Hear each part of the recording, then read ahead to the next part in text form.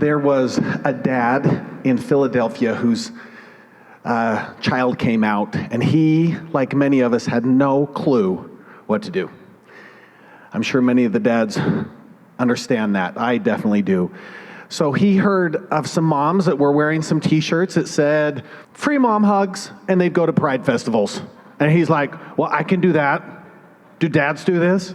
So he got on Amazon and he found himself a free dad shirt. Okay, I know you can't see this super good. He's like a biker dude, so he had to cut off the, the sleeves, of course. And he just shows up to this Philly Pride Parade, kind of on the side of the road, and doesn't really know what to do. And then someone sees him and gives him a little hug, and then someone else sees him and gives him a hug. By the end of the parade, he'd done 700 hugs. And he said some people would lock eyes and literally run, try to get through the parade to find him. This gentleman right here in the middle on the bottom is about 50 years old. He'd come out to his dad at 19 and they had not talked since. So holding this man that said free dad hugs was an emotional moment for him. I am here to talk specifically to the dads. And to any dads, this is being recorded that might not even know they need this, but it's coming. And if you're like me, there were times you did good by your LGBTQ kids. There were times you did not do good and you caused harm. And if you're really like me, and like most of us, you've done both of those things. And so, no judgment. We are all here learning. And I'm so grateful we have this community. But what is it about the dads? And why is that such an important piece to this puzzle? Well, there's a lot of science on this, but if you really break it down, we want to make our dads proud. We want to make our Heavenly Father proud. We want to make our earthly fathers proud of us. And why it's so difficult for us, like has been shared today, is we have this story in our mind from the moment we hold those babies of what life will be like for them and the hobbies we'll have together and the things that we'll do in the church and the temple and the missions and the families and the grandchildren. And this frustrates a lot of that. And so we do, like has been shared, we go through science-based, we go through the grieving process, the stages of grief, denial, anger, bargaining, depression, and then hopefully acceptance. Now, we all have done this in different ways and different time frames, and some of us are still in this, but that is why. I want to tell you quickly how I came into this space. It's not a story I love to tell, but it's one I think is helpful, and it is a bit triggering. We're going to talk a little bit about suicide. I was a young bishop in my early 30s, and I was working full-time, going to school full-time, working part-time to pay for the school, and doing my doctorate all at the same time. My wife was going to school full-time, working part-time, and was pregnant with our fourth, and I got called as a bishop. And I thought it was a joke. I'd never been in a bishopric. I'd never been in a ward council before. I was over it. And I was like, so what do we do here in this meeting? I don't know. But the one thing I did know is I loved youth. And I just kind of figured that's why I was there. I had about 100 youth in my ward. And I loved them. Well, I had some of the hardest parts of my bishop time is I had several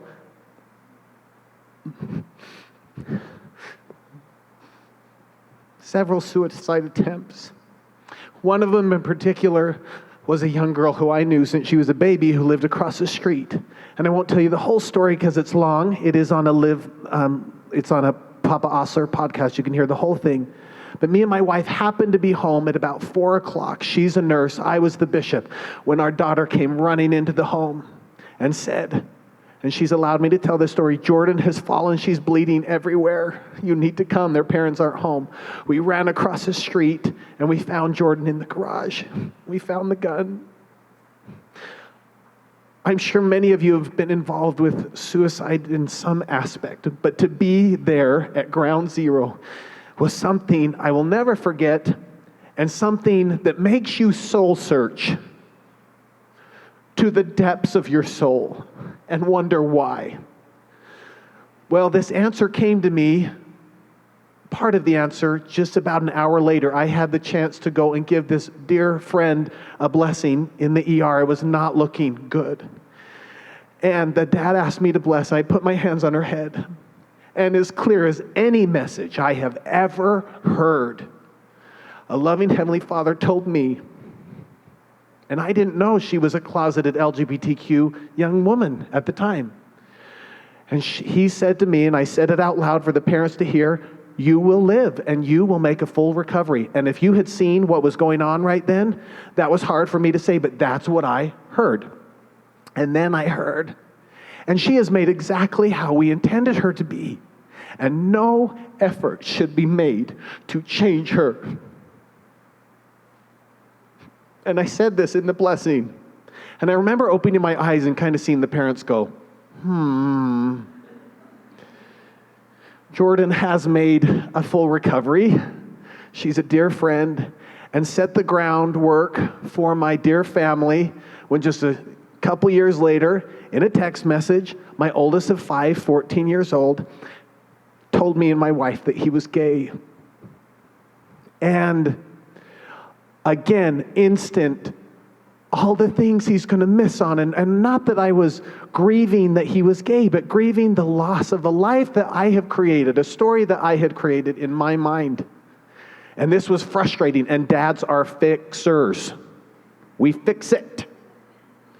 I mean, you give me one of those long balloons and I'm going to give you a poodle, just like this. I'll fix whatever. I'm just going to turn it into something. And that's what I tried to do. I met him with love, but I did what I think many LDS stalwart members would do. We went to counseling. We went to the bishop. We went to the stake president. We prayed. We fasted. We tried. And one day, I watched this light dim, and I saw his grades suffer. And one day, I called him into the family room, and I said, Sam, which is right here on this side, Sam, what is with your grades? And why are you in your room all the time? And why? And he put his head down and he unleashed everything he was thinking, the shame, the confusion, the dissonance, the depression. And it was, for the first time in a while, kind of like a desert, a parched desert, and then this desert storm rolled in, and I just stopped talking, and I listened and was just filled. And it was the clarity like I cannot explain. And like happened with my neighbor Jordon, another loving Heavenly Father, a little more forceful to me, said, this is my son. I remember specifically, this is my son. And I have made him this way. This is him who is speaking to you now. And I remember thinking, it was like this impression of, who are you to try to change my creation? From that moment, I changed everything. I received a clarity that I had prayed for, that I had sought after. There was a quote that I found at that time that is still one of my favorite to this day. It says, go and love someone exactly as they are, and then watch how quickly they transform into the greatest, truest version of themselves. When one feels seen and appreciated in one's essence, one is instantly empowered. I saw my son thrive from that day. Grades went up, happiness went up. He's now a senior. He's in student government. He's engaged. He's doing wonderful. And I am so happy that the Lord schooled me in the way that he did. So I have just a couple in closing for the dads and the moms. You're better at all of this, bar none. But dads, number one, just 3 little things. You do not need to fix this. You can't. and it will be a long and lonely road if you do. So just listen. It's not a phase, it's not contagious, and there is no cure. Now, granted, people are on a different spectrum with this, as we know, but it's not for you to fix. So, if you don't know what to do, ask some questions and shut your pie hole. And some of the questions that you might ask, what was this like being LGBTQ growing up? What was it like in the church? What are you experiencing now? What have you experienced at school? How can I help you? And just listen, dads. And you've heard a lot of this today, but probably most importantly, you must meet them with love. I found this, and this was so telling to me. When people come out to others, what they're often saying or asking is, are you still going to love me? And I'm going to repeat that. When people come out to others, what they're often asking is, are you still going to love me? So when you're talking to these LGBTQ folks, you need to have that in your mind, because that's in the back of their mind what they're thinking. Number two, I won't belabor this because you've heard a lot about it, but the dads aren't as good as the moms. My wife had heard every one of the podcasts, every one of the books. So just read it. And she, did you read this? Did you hear this? Yeah, I was going to get to it, dear. But it does help. So read, listen, watch stories about LGBTQ individuals. We've talked a lot about that. I work at Utah Tech University. At the same time my son came out, there were some other men who worked there whose sons came out. We have a group. It's called the Dogs. Dads of Gay Sons. I got it branded and the whole thing. And we meet once a month for lunch. And we talk. And it has been immensely healing. Dads, use people's preferred pronouns. I know this is hard for us. But let me share something. We don't get to choose how people feel, and we don't get to choose what they're called. Period. That is not for us to decide. And if you can just get that through your thick skull, things will be a lot easier. And number three, when and if you can show some outward support, it's huge. And I'm going to talk just quickly on why, but I'm just going to, you know what they are, but speak up. The micro conversations happening all over the world about LGBTQ are having a huge impact. And if we don't speak up, we will not bring people along, and we will miss out on some amazing opportunities. So speak up. Include them. Include them like you would any other friend or family member in family barbecues, everything you do. Because A, they're stereotypically super fun. Just for no other reason. And include them in everything.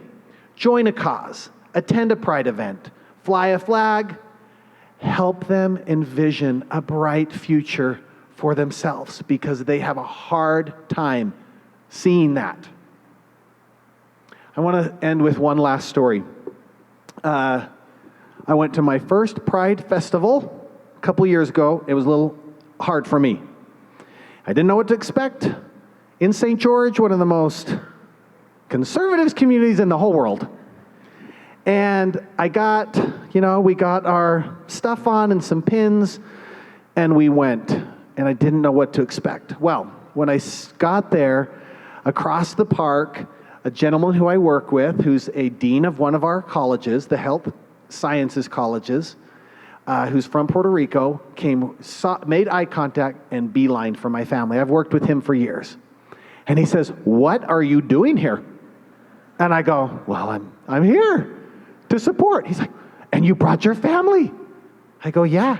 "And you're wearing pride pins?" I go, "Yeah."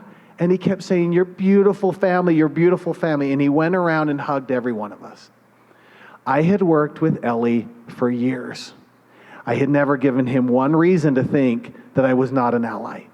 But until that moment, it took that step for him to know I accept him fully. all parts of him, the dean of our health sciences, at the end of his career, in tears, hugging my family because we saw him, we loved him fully.